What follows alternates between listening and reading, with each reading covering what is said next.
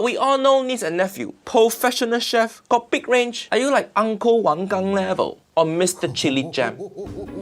We're finally going to be reviewing Uncle Roger's video of where he first saw Esther cook. If you are new, welcome to the channel. My name is James Makinson. I've been cooking for many years in the United States and in Europe, and I have plenty of other videos on my YouTube channel as well. And I also have my cookery course, which I will leave a link in the description down below if you would like to check that out and if you want to learn a little more about cooking. If you do want to help support the channel, then be sure to share, like, and subscribe before we get going if you do like the video. And let's get started. Uncle Roger recovering from food poisoning. I feel so weak. So weak. Now I know how lactose intolerant niece and nephew feel when they drink milk. Have you ever had diarrhea so bad you have to retile bathroom wall? I've only had food poisoning a few times in my life. Never any time that I've actually cooked myself. Never. It's always been either buying something or somebody else has cooked something for me that I've had it. And I'll tell you what, for those of you who haven't had it, it is not fun at all. I haven't had it as bad as what Uncle Roger described, but it's still not fun. Hi, I'm Esther. I'm a professional chef, and these are my $242 fried rice ingredient. $242? That more expensive than Uncle Roger kidney? What is this? Is this for the Last Supper or something? Hiya, too much. Egg fried rice, so simple. 3 ingredients: egg, fried, and rice. Niece Esther think money grow on tree. One of the ingredients that Uncle Roger's talking about is the method. It's not an ingredient, but I understand what he means. You need oil to fry and everything. But in any case, just looking at some of the ingredients, she has gone all out on these ingredients. First off, you have a king crab. I haven't seen a king crab in years, not since I was in the Northwest. She also has some spot prawns, some salmon eggs, some salmon caviar, and that little brand of butter is the exact same brand of butter that I get at Lidl. Hi, I'm Gabby. I'm a home cook, and these are my $13 fried rice. Okay, that more like it. $13, still too expensive, but that better. Yeah, $13 to make egg fried rice is still too expensive. In one of my videos, I asked everyone what takeout egg fried rice was locally, and some people were saying it was over 10 or 12 pounds for some egg fried rice in London. Not again. We got this. So they give the home cook expensive ingredient and they give professional chef cheap ingredient. Uncle Roger thinks skill matter more than price. So I gonna focus on niece Esther because she says she professional chef. But we all know niece and nephew, professional chef, got big range. Are you like Uncle Wang Gang level or Mr. Chili Jam? It's a real shame that Jamie has not at least talked to Uncle Roger and that they haven't done anything together, because now it's just constant roasting, which can be funny to a point, but after a while it can also get a little old. Where do you find this? Where you find that? The sea eat a fucking crab. I honestly don't think that she's seen a king crab before in her life in person. They are enormous. What's really important about fried rice is having everything ready so that when you're cooking it, it's super, super fast. We're gonna use the entire shrimp. Cooking egg fried rice, well, a lot of dishes, not just egg fried rice, they can go extremely quickly. So it is better a lot of the time to prep ahead of time, especially if you don't have a lot of skill in the kitchen, because otherwise you're just going to be running around like a headless chicken in the kitchen. The shrimp head actually is one of the best parts. Uncle Roger said before, I love head and shrimp head good also. I like how niece Esther handling the shrimp without even using gloves. That's how you know egg fried rice good, when you raw dog your seafood. So many things that you can do with it. Gabby was probably just gonna use the shrimp bodies as the meat to quickly saute into her rice. No, you're gonna be wasting a lot of the other great parts of the shrimp. Shrimp heads and shells are very important to keep. You can make stock out of them. And that stock, if you compare that to what you buy at the grocery store, is worth the money. It's worth buying the actual shrimp yourself, peeling them, and then saving the shells to make some stock. Okay, we're just gonna have to devein the shrimp. Good. Where the bodily wastes live. Shrimp Wayne is like Jamie Oliver, full of shit, Emotional damage! We're gonna be making a shrimp stock. Uncle Roger is definitely on a roll with this video, isn't he? How she's deveining the shrimp, I've said this in a prior video that there are several different ways that you can do it. You can do it like she is doing it with a knife, and you cut down the back end of the shrimp to remove the intestines. The other method is by taking, say, a toothpick or a needle, something small,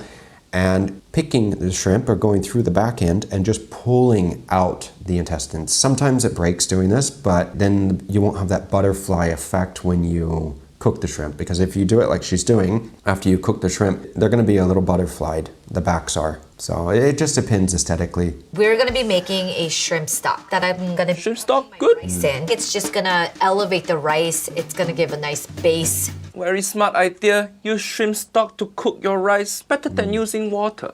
So Gabby gave me scallions and garlic to use in the recipe, and I'm just gonna use these scraps for the stock. Give a quick Correct. to the garlic, and what this does is releases some aroma. Hiya. If you're throwing whole garlic in broth, then the skin on that okay. But you already peeled the skin off. Why you throw garlic skin in there, Niece Esther? Hiya. This broth, not bin. I think Uncle Roger's been seeing a lot of cooking videos, like a lot, because for this, it doesn't make sense peeling the garlic. You can literally take half a bulb or a whole bulb, depending on the size of stock that you're going to be making, just cut it in half and throw the whole thing in. Making sure that it doesn't have any dirt on it though. She's making a very easy basic stock. It's because she doesn't have a lot of veggies, but normally you use what's called mirepoix. Onions, carrots, and celery. They are the aromatic vegetables that we use as a base for many different things. I like the idea that she's using the stock for the rice. So my shrimp stock has been going for about half an hour Oh, colander. Hiya. on the shrimp shells to extract. I think they're doing this on purpose to torture Uncle Roger. So I have my shrimp heads, which I'm gonna be doing 2 different things with it. He still has a bit of shell shock from all the egg fried rice videos, doesn't he? Any colander or any strainer at all, it's like he freaks out. I'm gonna be making a shrimp oil and a shrimp paste. Oh. We're gonna have some. She really making use of all part of shrimp? That good? And these shrimp heads that are super crispy, we're gonna be making a beautiful shrimp paste. I don't throw anything out. Maximize, maximize, maximize. She don't throw anything out? Marie Kondo must hate this woman. Now it's time to make our shrimp paste. In the kitchen, it comes down to many things, but cost is one of them. And we do try to save as much as possible and use everything in the kitchen. We try. Now, I can only imagine what happened a few years ago when all the restaurants were forced to shut down and close. A lot of places went under. A lot of restaurants, all the mise en place, all the food that they had ordered, they had to get rid of it. I'm sure a lot of them took it home, but still. Make our shrimp paste. Most important. Shrimp paste, good. Pestle and mortar, fui yo. I feel like it's very underutilized in the kitchen. It Correct. has so much flavor and it's so fun to use. There are benefits to using a pestle and mortar. Instead of slicing the spices and herbs, you're crushing them. So they release more aromatics. But there's one big drawback to using them. They're very slow. Now, at home is one thing, but there is no way that a professional working kitchen where time is of the essence, where you have to run, that you're going to be spending or letting a chef spend his time over there in the corner making liter after liter of either mayonnaise, aioli, or say basil pesto. When I was in banqueting, we normally had 5 to 10 banquets a week on a slow week, and each banquet could be 100, 200, 500, 1,000, 2,000, whatever amount of people. We would always try to make whatever we could at the same time within the given amount of time. Obviously, we don't want to make things a week ahead of time, but if we have to use, say, basil pesto in 2 of the banquets, I'm going to make it once. And that saves me time in the kitchen. You're going to use the biggest Robocoup that you have in the kitchen, and the one that we had in Arts was a massive one. I mean, the blades on that thing, they were this big, and there were 3 of them. Now, while the majority of restaurants don't use a pestle and mortar, I'm sure there are places that do use it because of those benefits that you do have with it. Or Ooh, your that very good pounding. See, nephew Nick, this is how you pound, not your weak ass stirring motion. I'm gonna add 2 cloves of garlic. All right. Getting a workout today. For having such a nice marble countertop, and I know they're thick, they are pretty thick, but still, I would be a little hesitant to use a stone pestle and mortar on that without at least something underneath, a chef's cloth, something, or put it on something else, just so you don't chip the countertop. I feel like instead of just using garlic in the fried rice, maybe making a garnish with it. So I'm gonna be making garlic chips. I'm just gonna Garlic chip a bit extra, but I guess it's okay. slice it thin on a mandolin. If you go too slow, then you're gonna cut yourself. If you go too fast, you're gonna cut yourself. Hiya, too slow cannot, too fast also cannot. That's the same complaint as Aunty Helen. It's ready. So at this point, we're gonna take it out because Nice. the color Look will good. darken as it sits. Maybe salt it a bit also. Garlic chips. How can I not? I think Uncle Roger has been seeing a lot of cooking channels, like a lot, because now he's giving recommendations on what to do. And yeah, putting a little bit of salt Malden or something on that, you could. It adds a little to it. So, no, it's good. He's learning. He is learning. Perfect. Okay, so time for the rice, the most important part. Hence, Good. it's fried rice. Chef Esther was kind enough to What? prepare the rice for me. So I gifted Gabby cooked kosher curry rice that's a day old. You cannot just give her rice. 3 ingredients, egg fry and rice. You give her rice, you give her a third of the egg fry rice. Hiya, might as well give her the whole egg fry rice. Why bother asking her to cook? Esther's being very nice with the egg fried rice. It's not like Frank with the videos, does he? He doesn't even give tips. He just writes it out. Make that and that's it. It's nice to be able to share your mise en place and give it to somebody else if they need a little bit of help. If someone's stealing your mise en place, then that's another thing. Gabby sent me probably your most common rice that you'll find in your local supermarket. And in this case, we're gonna do 2 cups. Jasmine rice, okay. Wash my rice multiple times, but I think I'm just gonna give this one a rinse because it's not too starchy. 2 cups of Hiya, you have restaurant but cannot afford rice cooker. Why? Shopping at Macadona here, I have like 3 types of rice. You have jasmine, basmati, and bomba. And then there may be 1 or 2 others depending on the stores as well where you are. And now this is my trick when I do it at the restaurants. Spread it out on a sheet tray and let it kind of dry out like that. Ah, very smart. Because Niece Esther don't have day-old rice, she have to make rice now. So she dry it off on baking sheet to simulate the dryness of day-old rice. Good tip, good tip. If you have to dry the rice quickly, this is a good little tip. You want to lay it out as flat as possible. And if you put it in the fridge, it'll help dry it out faster because the fridge is a dry environment. So it'll take the moisture out of the rice. Clearly, Gabby didn't send me much vegetables to work with. Good, It's good. That good because vegetable taste like sad. Don't eat them. If you want to be healthy, just go exercise. Fuck vegetable. Okay, we're gonna still maximize. You don't hear many people telling you vegetables are horrible, don't eat them. I'll tell you, when I was little, honestly, there were some nights that when I didn't finish my vegetables, I had to sit at the dinner table until I finished them.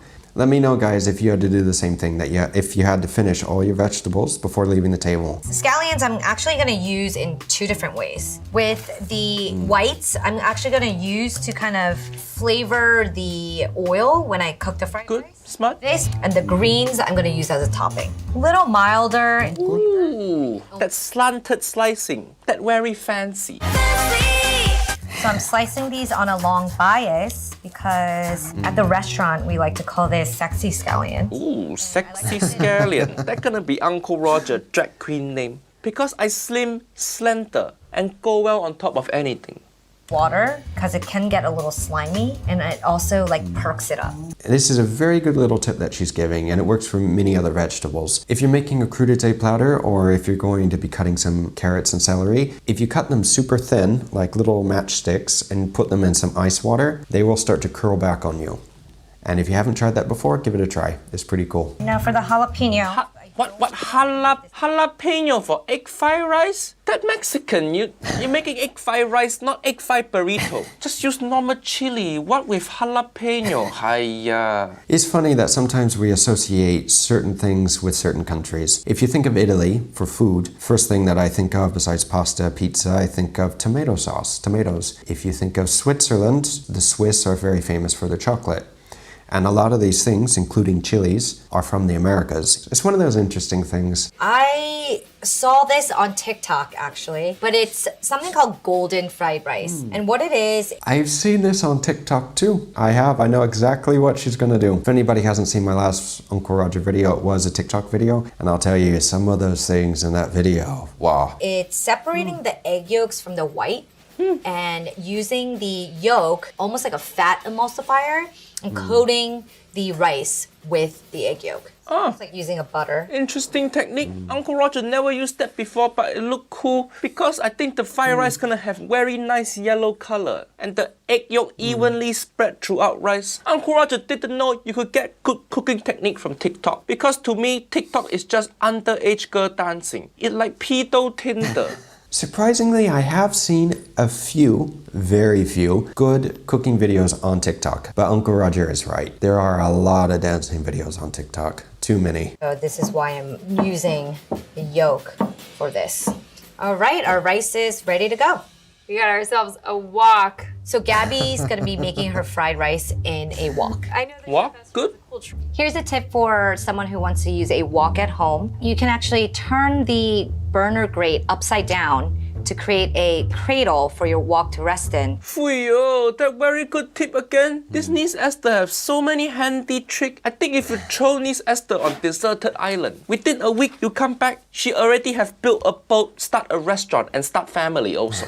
So now my flame can basically touch my wok. Of course, this is one of those tips though that it depends on what type of burner that you have because the ones that I have, it wouldn't work. My burners are way too high. I have not been gifted with a wok, so I'm gonna be using the second best thing. It's a cast iron skillet. I love the cast Okay, iron. that okay also. It means a lot of heat and also Because cast iron skillet is white people version of wok. You need to season it. You can pass it down to generation. And people so impressed if you have one. first thing, fried eggs. While that cooks, People are a little impressed if you have one, but it is very important to take care of your cast iron skillet. Very important. let's get our cast iron hot. Let's add some of our beautiful shrimp oil. Add my scallion whites. So we're Good, making good. this like beautiful scallion oil in the shrimp oil. What? If you're doing a wok, you have to you gotta own it. So that's what I'm doing right now. I'm just showing who's boss, Let's see if I can get a little flipping action. No, don't. If you do wok, toss it close to fire. That's the whole point. You want the fire to touch the tossing. Don't just toss in the middle of kitchen. What you doing? What you doing? It is better if you have it continuously over the flame, but we saw even with Ramsay in his outdoor cooking, sometimes you have to do what you have to do. But if you have a proper wok setup, this is the best thing. But obviously, if you don't, well, you have to make do at home, don't you? See how all the granules are separated? There's no clumps. Nice. Important in fried rice. Correct again. Cooking the egg whites so it's almost all there. This is a thing that I mentioned in one of my prior videos. There are many different ways to cook eggs, and for fried rice, there are different methods, but fried rice, you can make a hole in the center of the rice and cook the eggs. It's not perfect. You can do it how Chef Wong does it, and he cooks everything before. He cooks the eggs before separately, and then he adds the rice in later. Different methods will give you different results. And then we'll incorporate it into the rice. My egg, I guess, just kind of gets thrown in there. I'm just gonna kind of rip it Wait, what? to shreds. Why are you putting egg in like that? No. Who want to eat big slice of egg like this? Just one big strip. We want little bits of egg in the fried rice, not a whole bed sheet. She made a very flat omelet. This reminds me of the last video with Rachel Ray making the pad thai. She made an omelet as well, and then she cut it up and put it in the pad thai. I prefer my egg to be smaller in the fried rice, not massive clumps. It depends on what you want. I mean, restaurant quality is one thing, and making it at home is another. And when you make it at home, you make it how you like it. We're gonna add our shrimp and our aromatics back in there. Give that a toss. Remember this beautiful paste? This is basically our MSG. Start with What? half. What she say? What she say? This is basically our MSG. MSG? This is the most beautiful woman on the earth. She said the word MSG. Roger slowly falling in love with this woman. She's so good at cooking and she like MSG. No more Nigella. I think niece Esther, my favorite chef now. Time to replace all the photo in my bedroom. Something tells me that that was not a joke. Something tells me that that's true. Who knows? It's been a good run, Nigella, but Uncle Roger found new favorite female chef. Seasoning, white pepper, fish sauce, shoyu. And with the seasoning, most importantly, hondashi, which is a type of MSG. That's gonna be She say MSG for second time in this video. If you have had Japanese cuisine, then more likely you will have had hondashi, but it is made from fish. It is a flavor enhancer, and it seems like Uncle Roger is head over heels for Esther. This is match made in heaven. I want to meet this woman. Where's she living? She in New York City. Okay, Uncle Roger and nephew Nigel doing stand-up in New York in April. Uncle Roger gonna go find her. Uncle Roger is a very good salesman because during the video, he found a reason to bring up why he's going to be in New York. And with the seasoning, most importantly, hondashi. She know how to say MSG without using the word MSG fuyo. That is how you trick white people into eating MSG. This is woman of flavor. Okay, let's see both fried rice.